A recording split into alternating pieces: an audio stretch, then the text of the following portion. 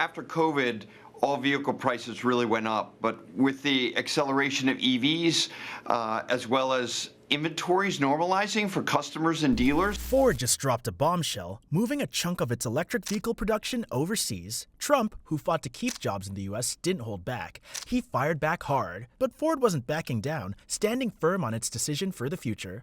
What does this clash mean for American jobs and the future of electric vehicles? Vehicles that we make, 80% of our vehicles sold in the US are made here. All of our transmissions, most of our engines, so we have a really big advantage compared to our competitors. Ford, a company that has long stood as a pillar of American industry, made a move that shocked everyone. What began as a routine corporate update soon escalated into a massive revelation. Ford announced that a significant portion of its electric vehicle production would be moving overseas. For a brand deeply embedded in the fabric of American manufacturing, this wasn't just a business decision, it was a dramatic departure from everything it had stood for. The news hit like a bombshell. Ford, known for its strong commitment to American workers, had just confirmed that it would be shifting some of its electric vehicle manufacturing outside of the US. This wasn't a minor shift, it was a monumental change. And to make matters even more explosive, the decision didn't come out of nowhere. It was a direct challenge to the policies and economic vision championed by Mr. Donald Trump. Under Trump's America First agenda, the president had worked hard to push for policies that would encourage domestic manufacturing, especially in the auto industry. Ford's decision to move production overseas stood in stark opposition to everything Trump had promised during his presidency. We export more cars. A lot of people don't realize that Ford exports a lot of cars outside the U.S. We don't have a lot of excess capacity. A little bit, and we're taking advantage of that, and that's why we're building new capacity in Ohio and Tennessee and Kentucky for batteries and these new EVs that will be coming out in the next couple of years. That's why we're investing in. The immediate reaction was swift and intense. News outlets, both left and right, scrambled to report on the development. Each took its stance. Some praised Ford for being forward-thinking, while others condemned the company's move as a betrayal of American jobs. Social media exploded with opinions from all sides. Some people cheered Ford's boldness, arguing that it was a necessary step to keep up with global competition, especially in the burgeoning EV market. On the other hand, many Americans saw it as a slap in the face, claiming that Ford's move was a betrayal of the American workers and the values of the nation. For many, this wasn't just a corporate strategy, it felt like a moral failure. The real shocker, though, wasn't just Ford's decision to move production overseas. It was the way it fundamentally challenged Trump's entire economic vision.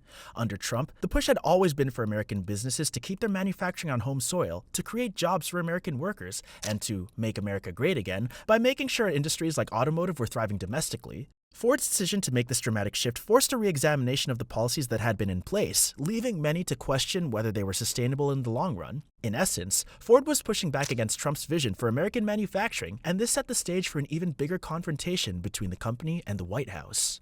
At the heart of Ford's decision-making to move a significant portion of its EV production overseas were two crucial factors: the rising costs of production and the ongoing struggles with the global supply chain. Trump's tariffs, which were meant to protect American jobs, had an unintended effect on manufacturers like Ford. The imposition of tariffs on essential materials like steel, aluminum, and lithium, key components needed for the production of electric vehicles, skyrocketed the cost of manufacturing. While the goal was to protect domestic industries, these tariffs were increasing production costs for American companies. For Ford, this became an unsustainable burden. Electric vehicles increase the investment, your stock price is up.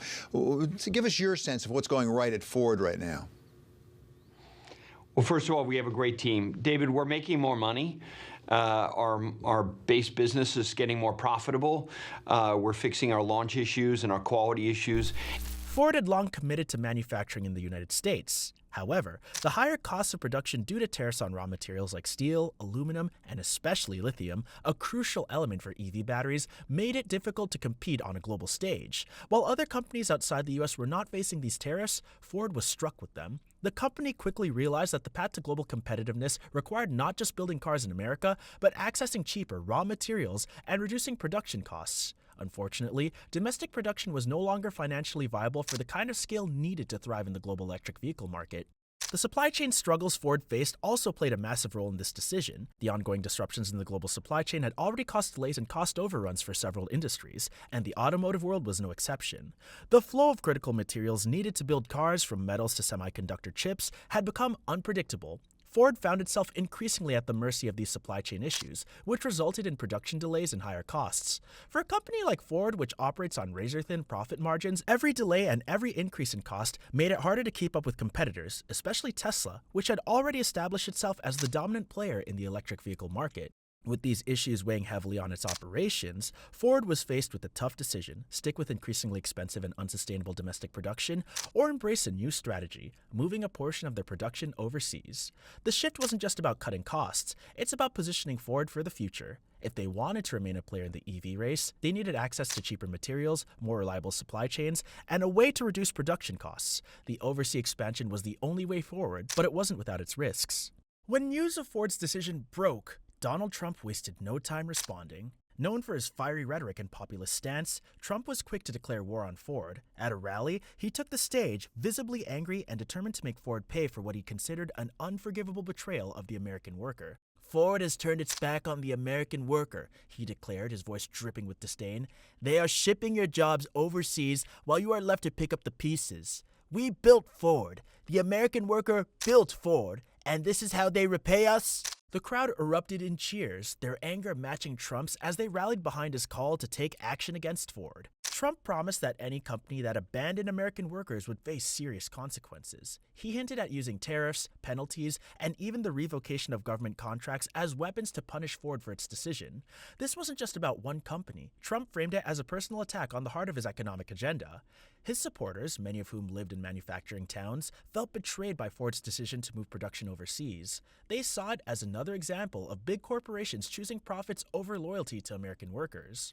When the backlash from Trump and his supporters intensified, Ford didn't back down. The company doubled down on its decision, refusing to apologize or reconsider the position. Ford's leadership made it clear that this wasn't just some short-term decision to cut costs or appease shareholders. It was a necessary step for the survival and innovation of the company. They framed the move as a strategic response to the rapidly changing automotive market, where electric vehicles were becoming the future. The company emphasized that the automotive industry was evolving, and for them to stay relevant, they had to expand globally and invest heavily in cutting-edge technology. Ford wasn't just reacting to market pressures, they were positioning themselves as a leader in the electric vehicle market. This wasn't just about saving money or responding to political pressure. Ford has been facing the reality that the future of transportation was electric, and they needed to make bold moves to stay ahead of the curve. The decision to move some of their production overseas wasn't an abandonment of American workers, as many critics claimed. Instead, Ford presented it as an investment in the long-term future of the company and the industry. They knew that to compete on a global scale, they needed access to cheaper raw materials, more efficient production facilities, and the ability to scale quickly. Ford's response to the backlash was deliberate and well thought out. Instead of backing away from the decision, they stood firm, explaining that their commitment to American jobs remained steadfast. They clarified that the move was not about abandoning their roots, but about ensuring that they could continue to thrive in an increasingly competitive global market. So, what are your thoughts on this? Let us know in the comments below.